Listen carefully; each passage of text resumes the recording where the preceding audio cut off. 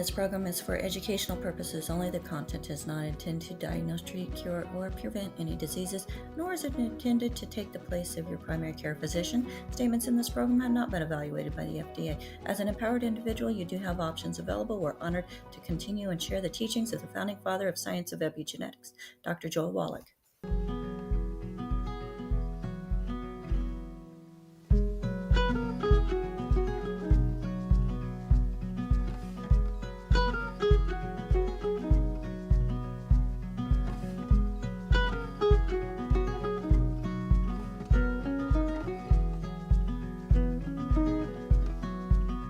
Going live.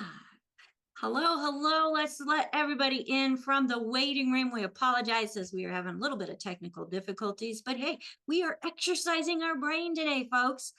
My name is Becca Dukes. Welcome to Daily with Doc and Becca, where we provide empowering information to help you find what it takes to reach your optimal best. And I'm super excited today as we have a brand new guest on with us. She is a well-respected speaker and educator with an extensive background in applied neuroscience.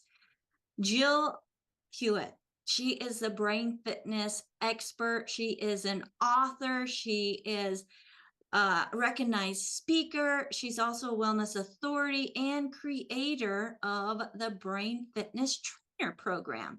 And I'm excited to have her on with us as she is going to be going through and really helping us find brain building strategies to help us in all different areas of life. So without further ado, help me welcome to the screen, Jill Hewlett. Hello, Jill. Thank you so much for your patience and for being part of the Daily with Doc family. It's fantastic to be here with you, Rebecca and team and Longevity family. I've been looking forward to this chat with you.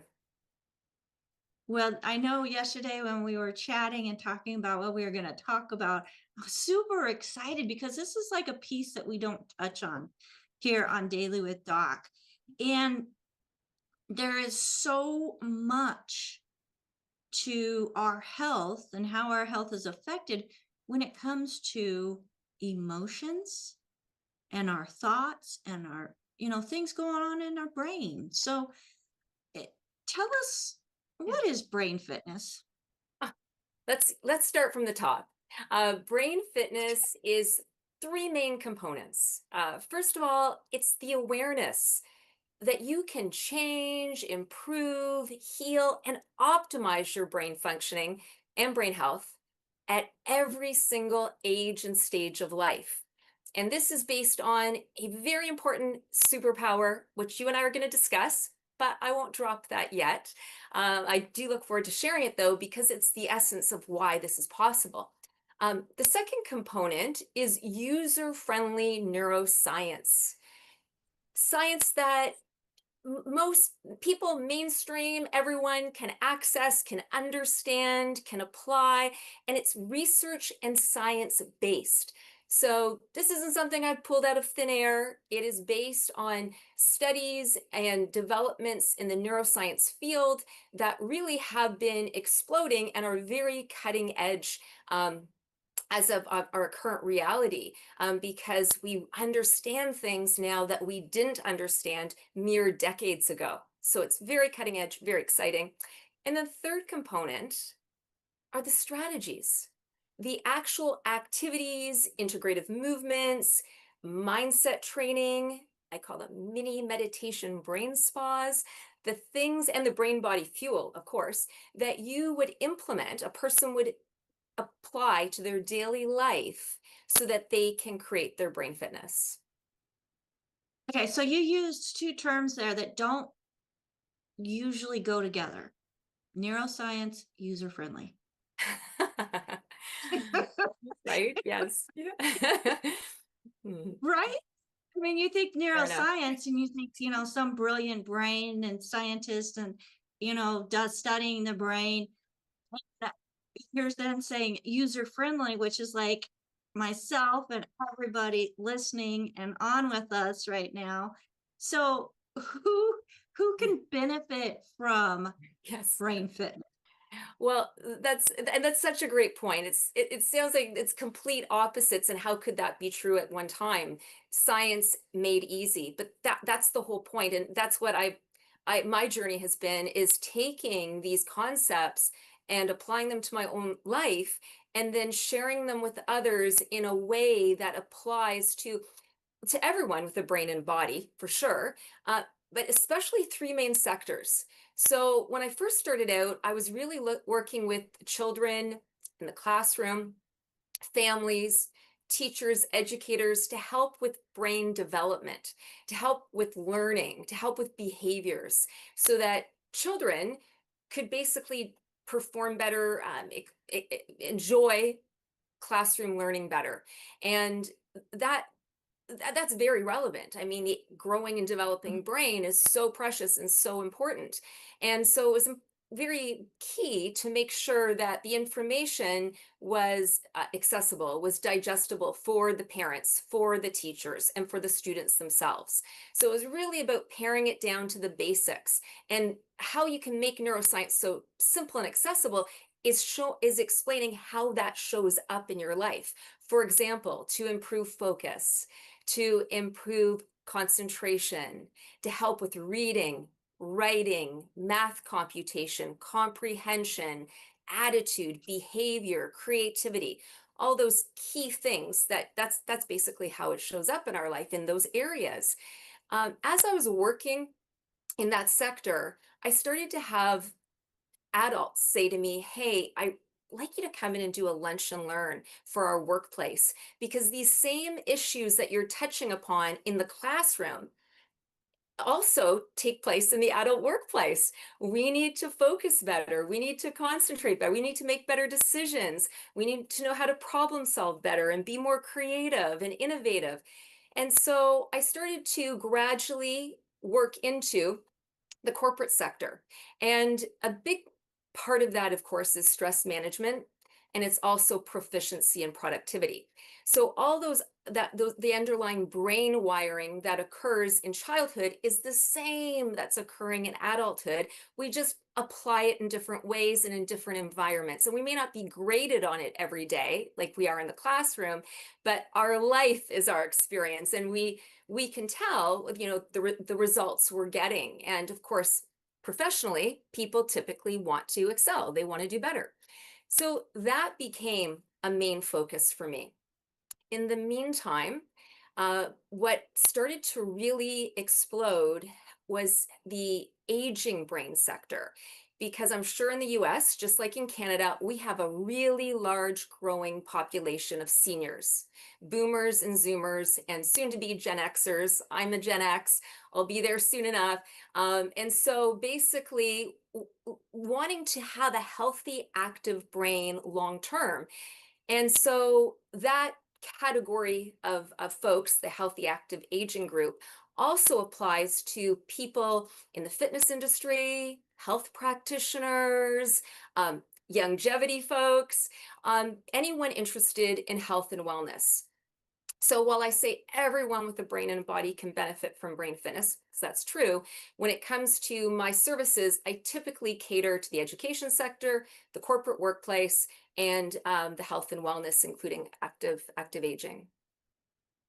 All right. That's fantastic. And I love the fact you have a website that's super easy to remember, jillhewlett.com.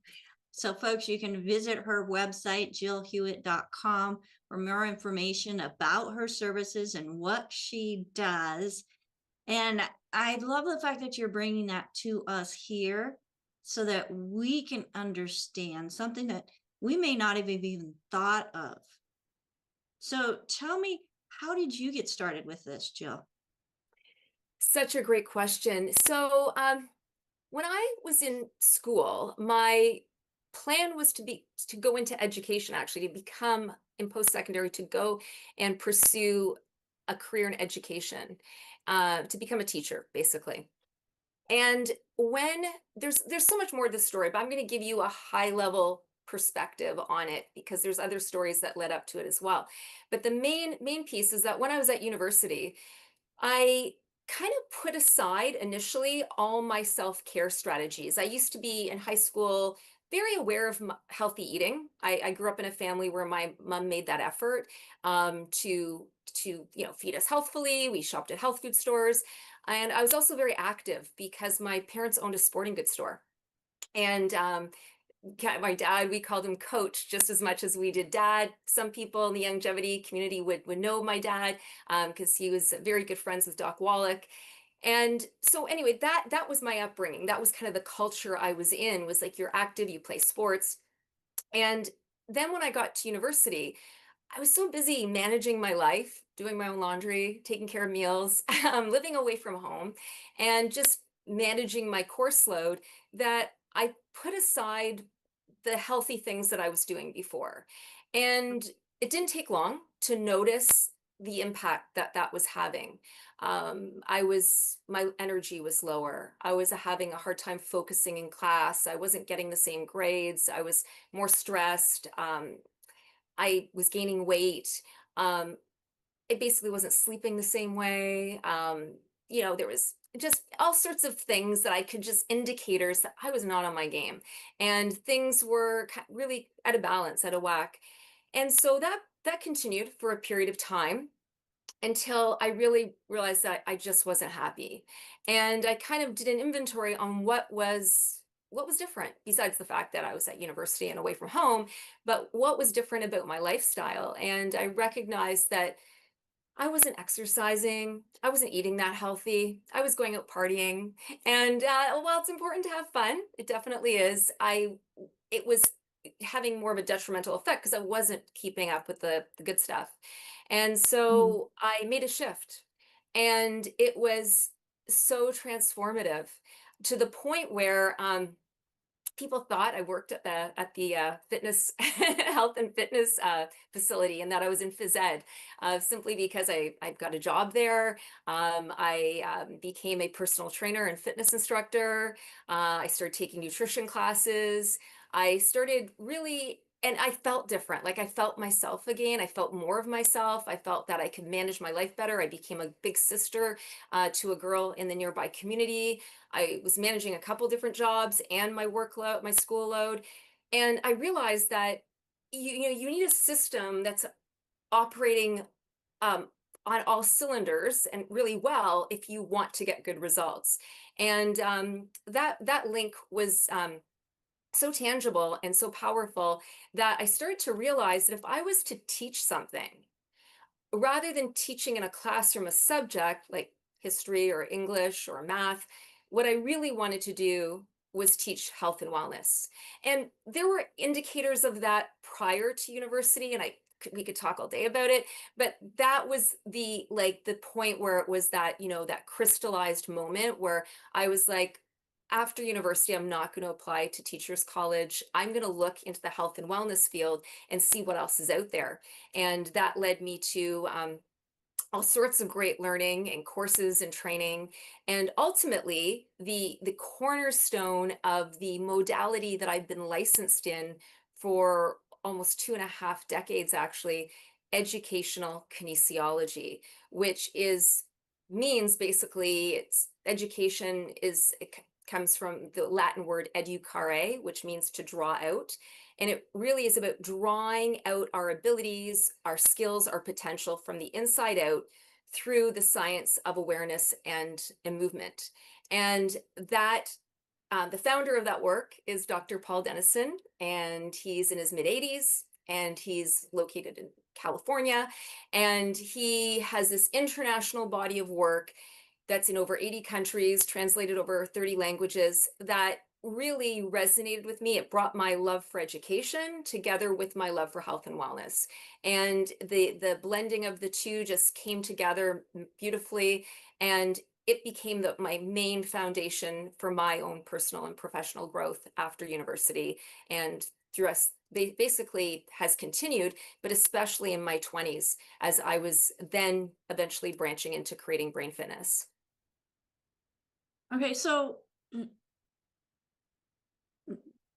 you did all this before meeting Dr. Wallach, which is kind of ironic that they're both about the same age. They're both international. They're both like pioneers in their field, which I think is absolutely fantastic.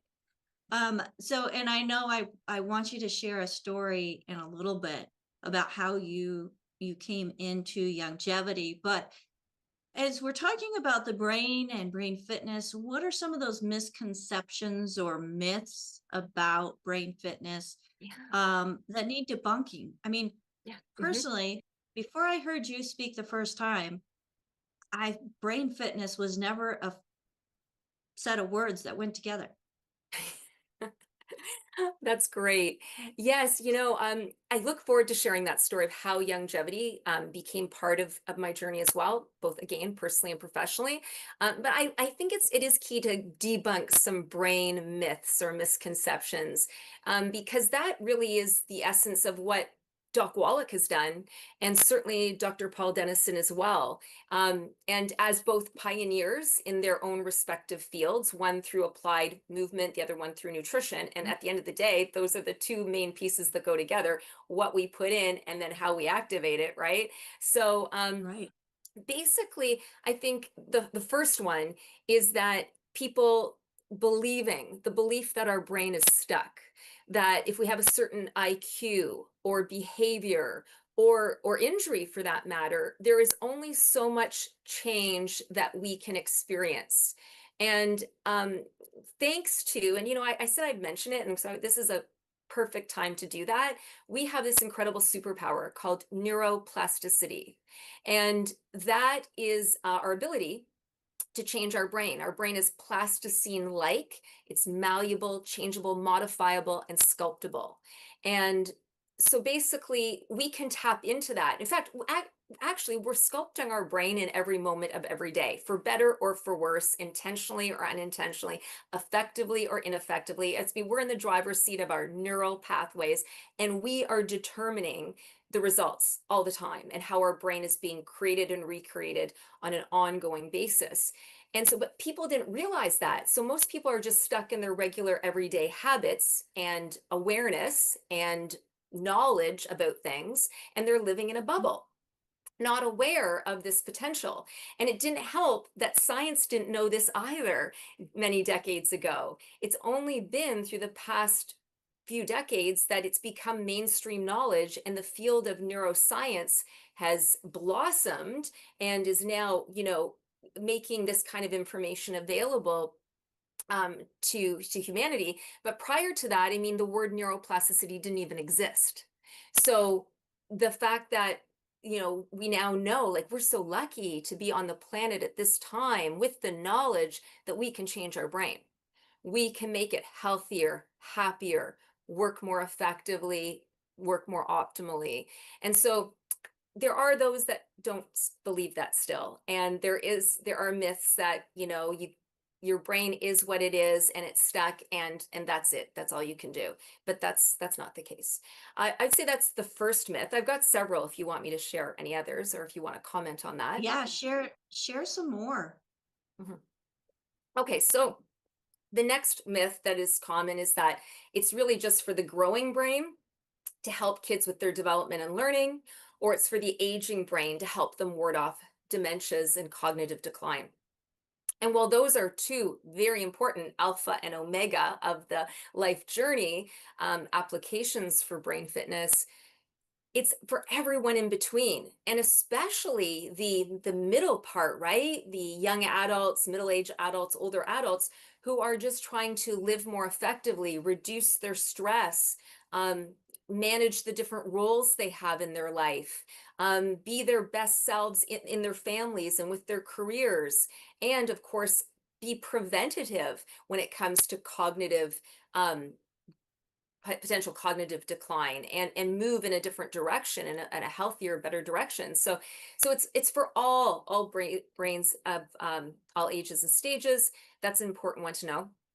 Another one that you folks will really enjoy is that there's the myth that somehow our brain is separate than our body, and that our brain is like a separate entity. And if we're having brain health issues, it's simply occurring from the neck up. And now many of you people know that this is a body brain connection. And whatever we're doing to our body, we're doing to our brain immediately. And that's why our gut, our microbiome, affects all chronic degenerative disease, including all the different forms of brain degeneration, which are clearly on the rise. And people are waking up here to the fact that we need to eat better, we need to supplement, we need to do all these things for all the cells of our body, because our neurons don't require something different than the other cells in our tissues and organs. They require the same thing. So yeah, whatever. So if you have like brain fog, you have body fog. If you have brain fatigue, you have body fatigue. If you have a brain pain, you have body pain. Like it's all connected. And what I love to say in brain fitness, which is one of my frequently used kind of slogans, is you can use the body you have to get the brain you want. And so really, when it comes to brain fitness and brain training, this is very holistic, and we work from the bottom up, starting with all of our daily life practices. I love that. Your body can help you create the brain you want. Or did Yes, I get that back? yeah, very good. Very, you use the body you have to get the brain you want. All right. Well, and we're continually learning. And I think people think that once you get out of school, then the learning doesn't keep going as strong. But man, I'm a sponge. I think I've learned more in my 40s and 50s. Yeah. Than, even in high school and college. Oh yeah. Yes, But yes, when we life find something learning. that well, yeah, and when we find something that we're passionate about, it makes learning so much easier. Yeah. So, Yes, yes. so let's go into brain fitness. How does it address the body as a whole, the brain we want, using our body? What's Yeah. What are the tricks? What do we uh, do? what Well, are the there's yeah? so many there's so many approaches, and I have on my website, there's the courses tab, and I have 9 courses that fit into many different categories at jillhewlett.com. So I do invite people to get more in-depth knowledge on the different offerings that way. However, to explain it, what we do is we look at these various components. And for example, one is our mindset, because many people think, and this actually connects to another myth, and it's a good segue to solutions, because many people think they see the world the way it is. But the saying, we don't see the world as it is, we see it as we are. And the reality is, we see the world according to how our brain is wired.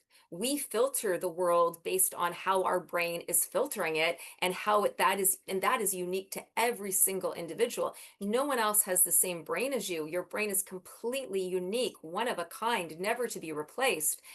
Just like your thumb, your thumbprint, your fingerprint. But the thing is, if you were to cut your thumb, it would heal back and you'd have the same fingerprint. The reality is, the brain, your mapping, your unique, one of a kind mapping can change based on your what you do to care for it, your daily life habits and lifestyle. And so part of that, a big part of that, is the mindset, is to recognize that our brain is unique to us, and that how we are seeing the world is affecting how the world is occurring for us. So that's a whole area. There's also an area of activities, and before we wrap up, I'd like to take you through some. And these activities range from activities that help us calm our nervous system, get into a more clear and coherent state, slower breathing, slower heart rate, bring that cortisol down, help us rest and digest. There's activities for that.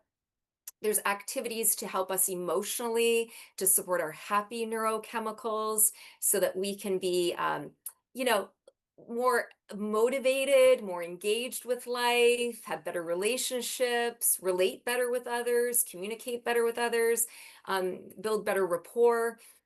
So there's that emotional cognitive side. And then there's also accessing our executive functions, our ability to focus better, think more clearly, make better decisions, um, understand things more easily, more quickly, be more creative and innovative, problem solve better, self-manage better, all those higher order executive functions. And to support that, we actually use something called integrative movement. They're little movements that can be done right at a desk. They take 30 seconds to a minute. I often refer to different ones as neurobics, aerobics for your brain, or sensor sizes, activities that activate your sensory system. It's very interactive. People can do them on their own. They can do them in partners, with groups. We can do it online or in person. And I usually, pretty much most of the time, we do a before and after check-in. So we benchmark what is our initial feeling, what's our kind of emotional, mental, physical thermostat like. Then we do the activities, and then after we see the change.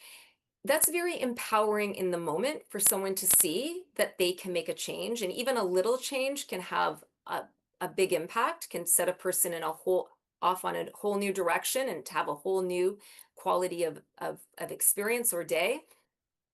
And also it shows them that they do have a say in how their brain's functioning. So if they notice that they're more relaxed, or they notice that all of a sudden the thing they were worrying about, they're not worrying about anymore, or that thing that they kept cycling through because they couldn't come up with a solution, all of a sudden they know how they're going to handle it. Wow, isn't that amazing? So that is a big part actually of why people come to me, whether it's for learning in the classroom or the workplace. People just want their brain to think better, and to get better results, better success, right? And then last but not least is the brain body fuel side. And that is where longevity comes in. And well, actually, and hydration, just carrying a water bottle around, keeping hydrated.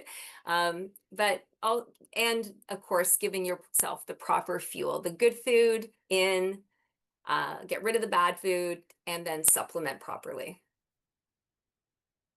Okay, so tell me, stress. Oh my goodness. We just got through the holidays. And I know over the last 5 years, there's been added stress that we didn't have as much as we did before. How does stress impact the brain, and what are some of the symptoms that we need to be watching out for? Yeah, absolutely. Stress is an issue. So there's three types of stress. There's acute stress that comes and go. It's not cute stress, as in looking pretty cute. It's acute, ACUTE. And this acute stress is stress that comes and goes, and our system is designed to manage it. But what happens is acute stress starts to build up, and it becomes what's called episodic stress. Episodic stress is more frequent occurrences of stress. And it's a red flag, because it's like, hey, something's going on here that you need to resolve. You need to set some boundaries. You need to move in a new direction. You need to take some stuff off your plate, or whatever, get more sleep or eat better, whatever it is. These are missives to make a correction. And if we don't, then it turns into chronic stress, which is the stress that just sticks around, it hovers, it doesn't leave anytime soon, and it wreaks havoc. It just has such a negative impact on our brain and body. For example, it will cause brain cells to die off. And in brain fitness, we want to create more. We want to create more neurons and neural pathways. We want to create a more lush and vibrant and thick brain density.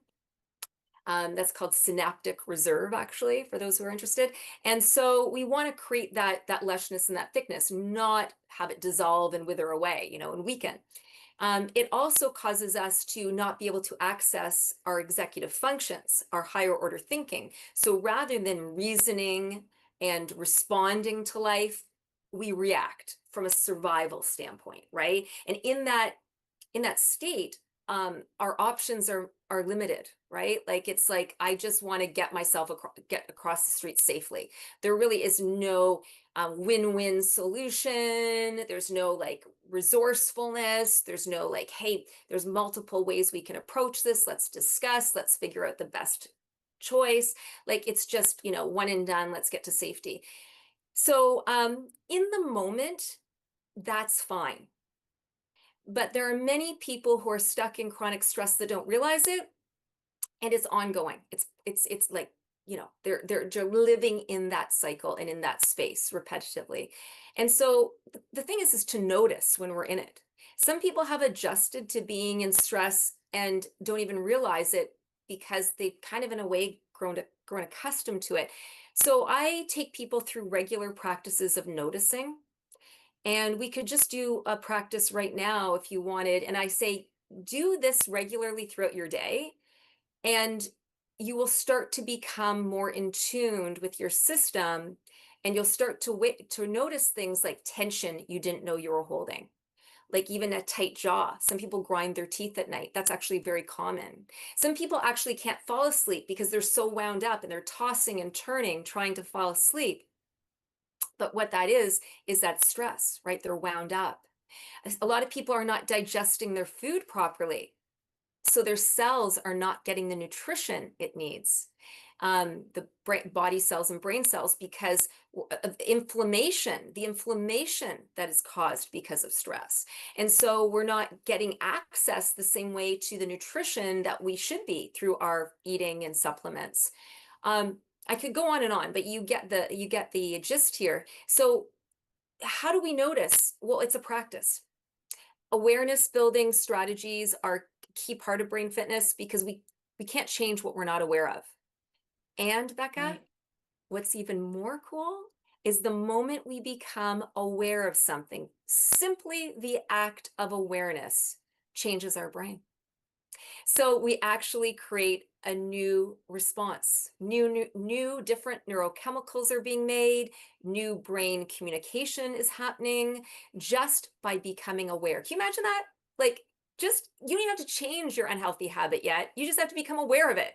So, and some people might say, well, I'm already aware of my habit. Yeah, but there's probably things about it you're not aware of yet. And so start simple. Start practicing awareness building through these 3 simple steps. The first one is, without any judgment, without any desire to change it or fix it, simply be curious and notice your breathing.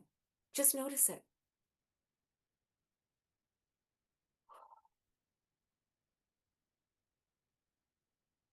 Without trying to implement a breathing strategy, which I have many, and I know Ben Fuchs talks about slow, deep, diaphragmatic breathing, very important, but without even implementing that, just being curious and focusing on your breath, you're building your awareness, and likely your breathing will start to change simply because you're paying attention. And now another one is to notice your posture, because we hold a lot of tension in how we stand, how we sit at our desk, how we interact with people, and how we walk, how we talk. So just check in. How am I standing? Am I slouching? Am I up tall? Is my chest open? Is my jaw and face relaxed? Am I clenching my hands? Are they open and loose? Again, just being aware. And all of a sudden, your body's likely to drop a few pounds because it's just like, oh, I didn't know I was holding on to something I didn't need to be holding on to. It's like, oh, yeah. But it's just a habit that we got into, holding on to that, right? And then the third one is to pay attention to our energy levels, which a lot of people are used to running on very low energy. And so what is their solution? Well, most people, it's caffeine, several cups of coffee. And while I love the Taza coffee of Longevity, I make a concerted effort to stay well hydrated and drink my BTT and stay mineralized and have my, healthy drinks and supplements and food that's going to give me the proper energy, right? The macro micronutrient balance. But if someone's not aware that their energy is low, they are likely to just accept that they're going around dragging their heels, not quick to respond, not interested in participating in more things. And they're likely to quickly run to caffeine and sugar as their quick fix, because the brain is an energy hog. It doesn't want to be running low on energy. So the moment it's low in energy, it's like, I better get something and do something quick to get the energy I need. And often it's a quick fix rather than, Becca, the simple thing of hydration, movement, deep breathing. If someone had several sips of water and did a couple of the activities that I'd like to show you, and then did some deep breathing and did a few little movements, all of a sudden they might go, oh my gosh, my energy went from like a 3 or 4 out of 10 to a 7 or 8 out of 10. Right? And so we can manage these things, but without the awareness of what's going on, person will default into unhealthy habits or just settle for a lower functioning than they're capable of. Well, I'm excited to learn about what these activities are. So everybody get yourself a sip of drink, hopefully something that's not carbonated, not high in sugar, not caffeine. And let's just jump right into some of these brain fitness activities. Yeah, let's try a few. Well, I invite everyone to just we won't go through all the breathing, posture, and energy levels one by one because we just did it. But just remember, if you did go through them with us, or if you haven't yet, just do a quick check-in and notice where you are. And then we can compare the difference after. And so basically, it's good you said have a drink, Becca, because I start with hydration. I'm like, our brain is an electrical unit. It needs proper hydration so the information can move from our sensory system, which is how we interact with the world, how we gather information, through our nervous system to our brain. And for that flow of information to occur, you need hydration. So I really recommend people having a drink of water, or if you have an herbal tea handy, or one of your longevity drinks. Okay, and cheers to 2026. To teaching your brain new tricks in 2026. That's my motto. Yes. Yeah. So here's a trick for you. We can do a quick all over body massage, which will just take place in a small area of your body, but will have a ripple effect everywhere because we're going to activate over 400 pressure points. And what you're going to do is you're going to take your hands to either, well, first of all, you're going to take both your hands and you're going to make peace signs. Okay, so the cool thing about this activity, it's going to relax you. You're going to feel more peace and calm, and you're going to be more energized. So what you're going to do is take these fingers and bring them to either side of your ear, one to the front and one to the back, okay? And you're going to start by just rubbing the front part and back part of your front part and behind the back part of your ear. And do some breathing, some nice deep breaths as you do this. And if you decide to moan or yawn or anything, that is totally welcome because we are intending here to also activate our parasympathetic response, our rest and digest. And you can even go into the jaw when you do this, okay? And actually, I'm intentionally yawning. Hopefully my yawn is contagious and you might yawn too, because fake it till you make it. Yawn, I won't think you're bored. I will see it as you relaxing your body mind system. Okay. Now that you've done that, now what you're going to do is you're going to take both hands again to the side of each of your head, to either side to your ear, and you're just going to gently pull your ear out in all directions. And again, nice deep breaths. And this is just a gentle pull. You're just waking up your ear because within your ear area there are over 400 pressure points that I was referring to that are connected to the organs and meridians and energy lines in the body.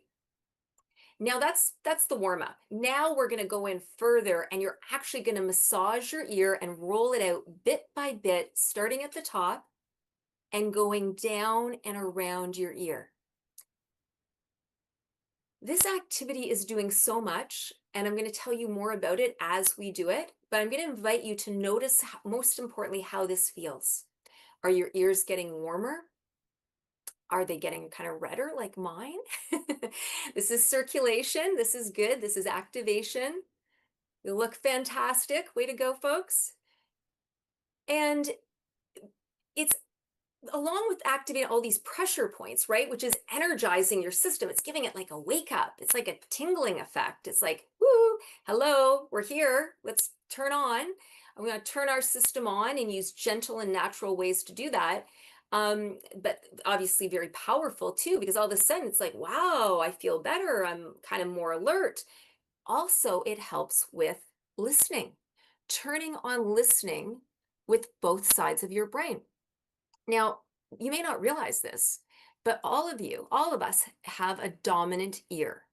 The ear that you listen to more than listen to things with more than the other ear. So what ear is that? Well, imagine the phone's ringing and you're gonna pick it up and you're gonna put it to your ear. This isn't a speakerphone call. This isn't an earbud call. This is a to your ear call. Let's take it and let's put it up to our ear. Now, if you put it to your left ear, that means you primarily listen with your right brain hemisphere. That is your lead. You listen to things, you listen to the emotion, you listen for the tone, you listen for the texture, you look for the big picture. Now, if you listen with your right ear, you are a left brain listener. Now, take this with a grain of salt because there's so much more to brain organizing profiles, but there is something in this very valuable for you to understand and to kind of get the gist. And many of you might be going, oh my God, that's so true. That's me. So if you've got your right ear that you put the phone to, you're a left brain lead when it comes to listening. And that means you look more for the black and white, the logic, the points. What's the main point? Get to the point, get to the point. And both of those sides are equally important. Listening for the emotion, listening for the tone, listening for the big picture, also listening for the details and the main points and the black and white of a conversation. Both are equally important. But guess what? When we're in stress, our dominant side takes over and our other side shuts down.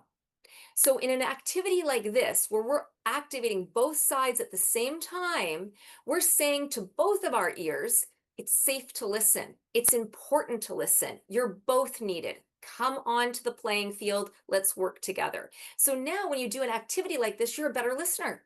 Well, how good is that for all your relationships, your clients, customers, listening to yourself for that matter? All of that is augmented and improved when we do this type of activity.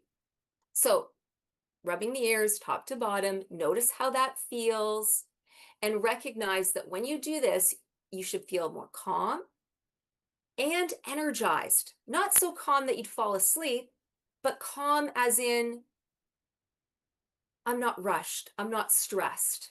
I can interact and respond in a meaningful way. And then you have the energy to actually do it. And both brain hemispheres are going to be activated. And so you'll be listening with what we call your whole brain. So water and ears. There you go. What are your thoughts, Becca? Well, that's so interesting because, when I initially pick up the phone, it goes to my right ear, but then it goes to the left ear when I have to write notes. That is so cool. And probably So because are you right-handed too? I am right-handed. And you're probably taking more specific information because not everyone can do that. Not everyone would switch over for their hand because they might actually, especially if they're stressed, they might get more confused more easily. Because when our whole brain is on and we're relaxed, you can use both sides very effectively. But the issue really comes down to is when we're stressed. Our dominant side takes over, our weaker side is not on.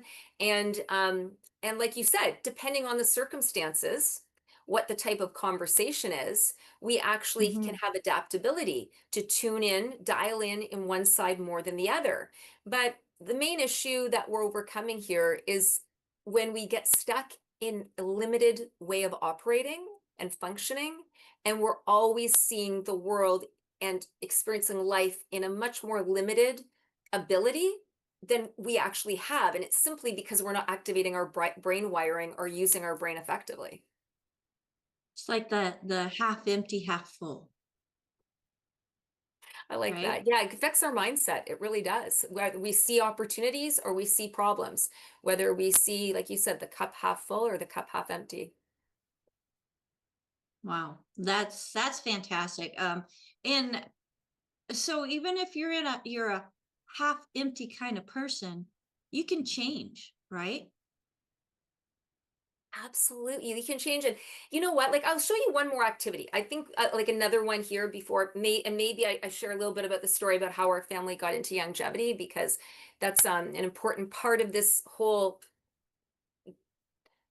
journey, personal and professional journey for all of us. But before we do that, I'll say one more thing, in that that's a nice calming, energizing activity that can be done right at your desk. But another thing that's really so important that can also be done at the desk, but I recommend getting a little break from your desk and maybe even doing this outside, is going for a walk, because walking grows the learning and memory center of our brain. It's known to change mood and attitude. There's a saying, take a pill or walk a hill. So, its choice is yours. And walking has such a powerful effect on our neuroplasticity and activating BDNF, brain derived neurotrophic factor, which is a healthy protein for brain building. It's like a miracle fertilizer for the brain. And so going out and getting aerobic exercise or dancing or doing yoga and any kind of exercise for that matter is so great. But you might not have time for that. You might only have time for a 5-10 minute walk. Okay, go do that then. And if you don't even have time for a 5 or 10 minute walk, then right here at the desk, we can all go for a 1 minute walk together. And it's as simple as, we're going to do it seated. And then for those who want to, you can do it standing up. But what you're going to do is take one hand and bring it across your body and touch your opposite leg. And then go to the other side. And as you're doing this, keep breathing. Take a break from looking at the screen as you cross over and notice something else in the space you're in. Giving your eyes a visual break from looking straight ahead. You're activating the cerebral spinal fluid that moves up and down your spine, because when we sit too long, it stagnates. So you're nourishing your body and brain properly when you get moving. Now, just if you want to take it a little bit further, you can lift your opposite knee and bring your hand over. So now you're getting a bit of an abdominal workout, but you're also activating that cross-lateral movement even more strongly throughout your core, which is really great. And then after you've done that a bit, last but not least, we're going to have you stand up if you want, or continue doing it seated, and go at a speed that's comfortable for you, opposite hand to opposite leg. So you're just strolling. Imagine yourself strolling down the street in beautiful sunshine, smiling at your neighbors, activating the serotonin and the oxytocin. And then, as you feel ready, go more slowly. See how slow you can go. The reason being here is, when you go slowly, opposite hand to opposite leg, and you pause, you're activating your vestibular system, which is your balance system. And stress and balance don't coexist. You're either in one state or the other, because balance is a higher part of the brain. So if you're ever stressed about something, even just stand up at your desk, in your living room, in your kitchen, wherever you are, anywhere at any time, take a moment, go for a walk, go at a speed that's comfortable right on the spot, and then slow it down. Keep breathing. And you're going to likely find that, well, you're definitely going to have some sort of shift, and you may find that that stress response vanishes and you get back into homeostasis, that balanced state. And now you can think more clearly, you feel more positive, you feel more refreshed. Add some water in and you're good to go. Oh, wow. Okay. Did everybody enjoy your walk? That I'd never thought about doing a walk while I'm here in my office, because there's many times I'll have just a few minutes between appointments. I don't have time to run out and get a walk, and I know I need it. And like today, if you plan on going to the gym at 6 a.m. and the alarm goes off and you turn it off, and then next time you hear or look at anything, it's 8. You Exactly. missed your opportunity and window to go to the gym. So So now there's no yeah, excuse. You that's can do it right there's here, no right here, right excuse now. now. I love that. I love that. Now we do have a hand up, and Olga has a question. It might be the same one she put in the chat. So I'm going to ask her to unmute. Hello, Olga. Welcome from the UK. And Hello. her question. Hello, go ahead and ask your question, Olga. Hi, Rebecca and Jill. Fantastic presentation. Thank you so much. Yeah, my question is about the translation from different languages. I was interpreting on one occasion at a live event, and from back and forth, my brain got literally hot. I felt it. It's like normally we don't feel our brain, but my brain was hot. It's just how intense the translation was.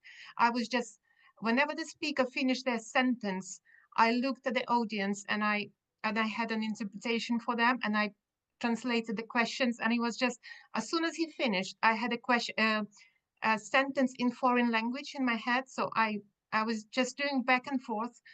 It was very intense, and I literally felt my brain being hot. So I'm just wondering what was going on, and what hemisphere was involved, and what was going on. Well, thank you, Olga, and I appreciate your feedback and an example, such a cool example of noticing your brain state. That's great awareness, first of all. It's hard to not notice when we feel a change in temperature in our body and brain because our system likes to maintain a certain standard, a certain set point. And when we veer from that much higher or lower, it becomes an issue. Like we don't like to be too hot or too cold, basically. As far as the brain things, there is something I like to tell people that when your brain is working too hard or you're angry, you can literally become hot-headed. And so the temperature in our brain does rise because of the effort that's going on. I was probably And stressed so as well. exactly, because it's stress. It's stress. And also sometimes our face gets flushed, right? Sometimes when you feel like if you've ever felt like you've been on the Yes, spot or embarrassed, yes. the face flushes. Some people are more susceptible to that than others. We tend to show our stress response or experience it in different ways, depending on who we are and just how we process. But I would say, I don't know that I could at this point, it would get into like the different hemispheres working and this and that, but I would simply say that it was a stress response. Your brain is working hard. Stay hydrated. Obviously, in the type of work, translation is a lot of brain work right there.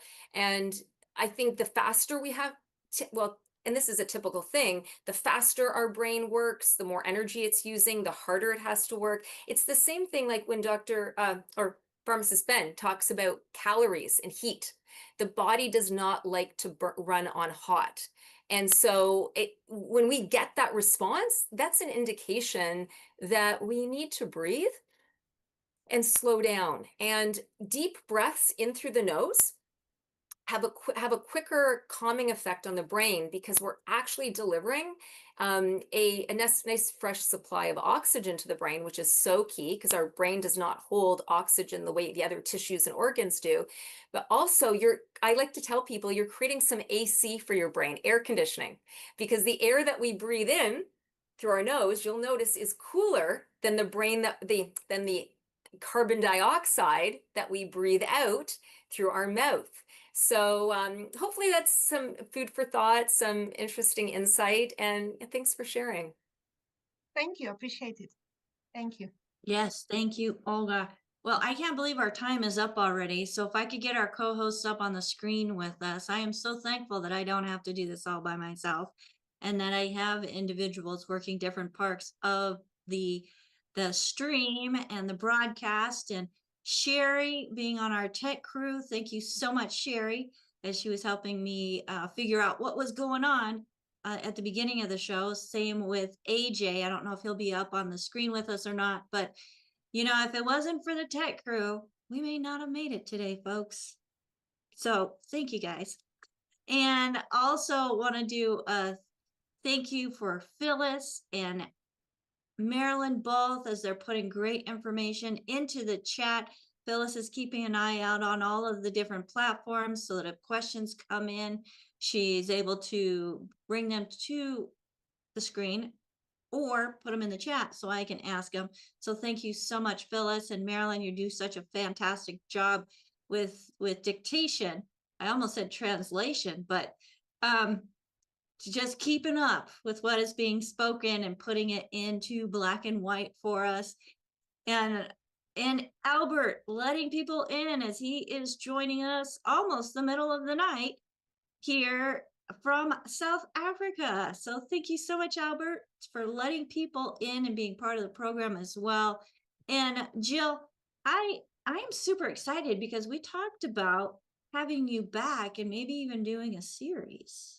Yes, indeed. I would be my pleasure. And there's so much more to cover. This is the tip of the iceberg. It's a wonderful starting point. And Becca and your team do such an amazing job providing these interviews and resources for your community.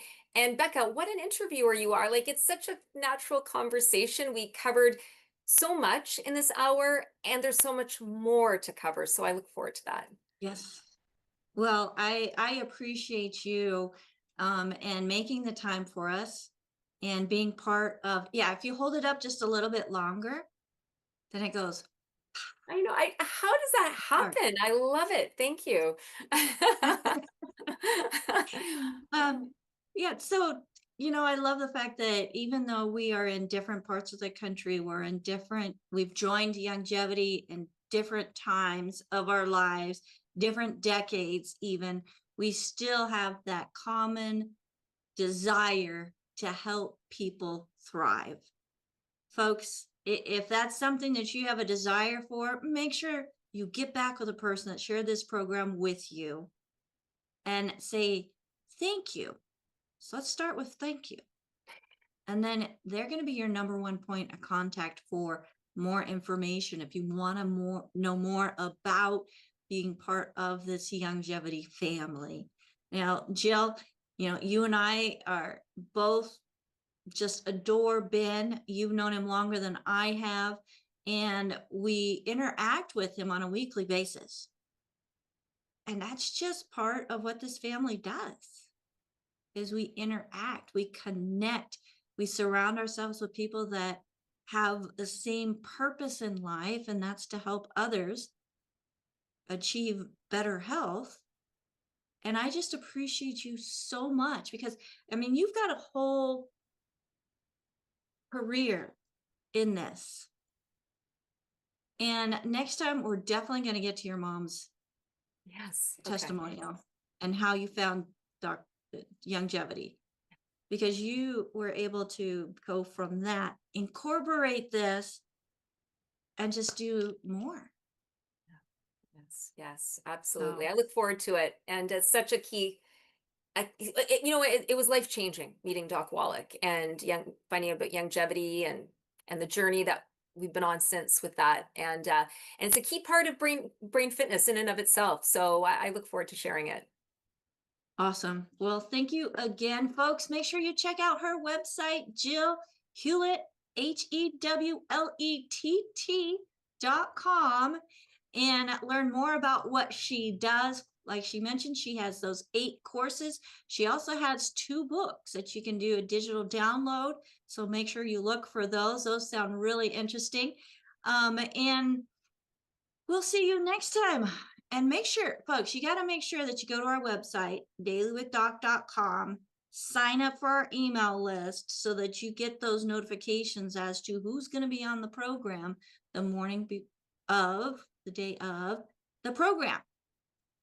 So dailywithdoc.com, sign up for the email list. And folks, if you're not working with somebody and you want to get connected with a certified holistic health coach, I do have a call team at 855-949-3377.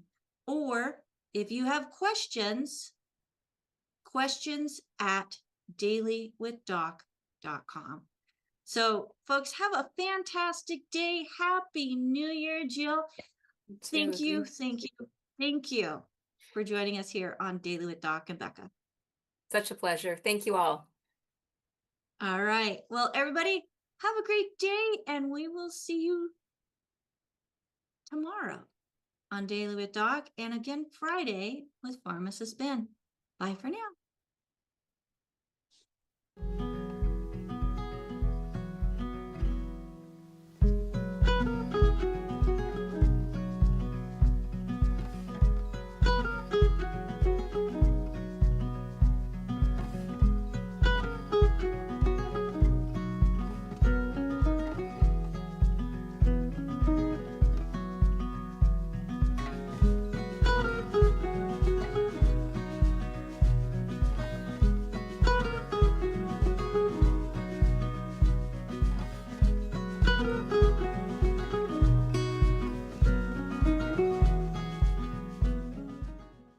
This program is for educational purposes only. The content is not intended to diagnose, treat, cure, or prevent any diseases, nor is it intended to take the place of your primary care physician. Statements in this program have not been evaluated by the FDA. As an empowered individual, you do have options available. We're honored to continue and share the teachings of the founding father of science of epigenetics, Dr. Joel Wallach.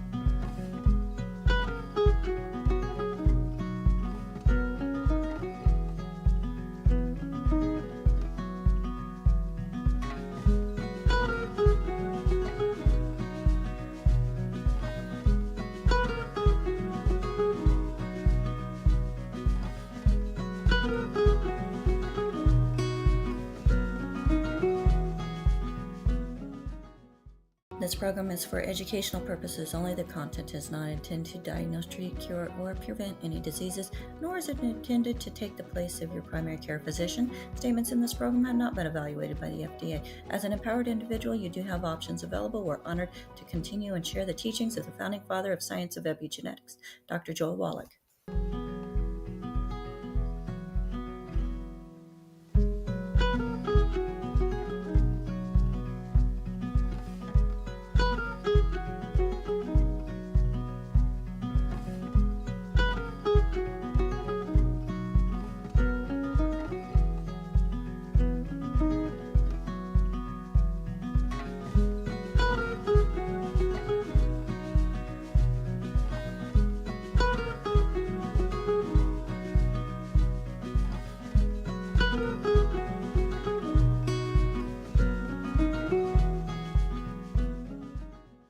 This program is for educational purposes only. The content is not intended to diagnose, treat, cure, or prevent any diseases, nor is it intended to take the place of your primary care physician. Statements in this program have not been evaluated by the FDA. As an empowered individual, you do have options available. We're honored to continue and share the teachings of the founding father of science of epigenetics, Dr. Joel Wallach.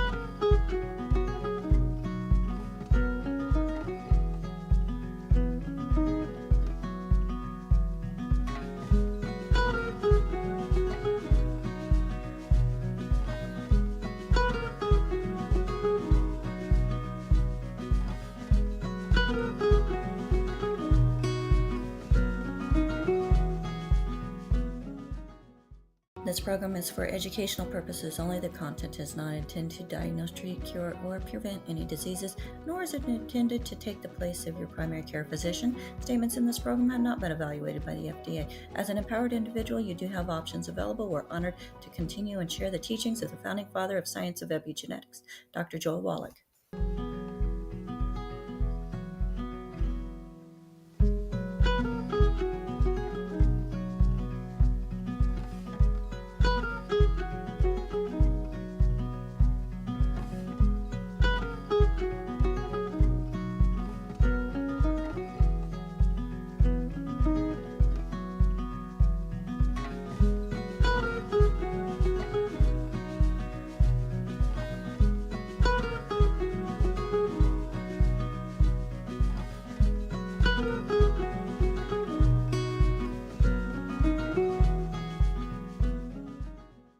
This program is for educational purposes only. The content is not intended to diagnose, treat,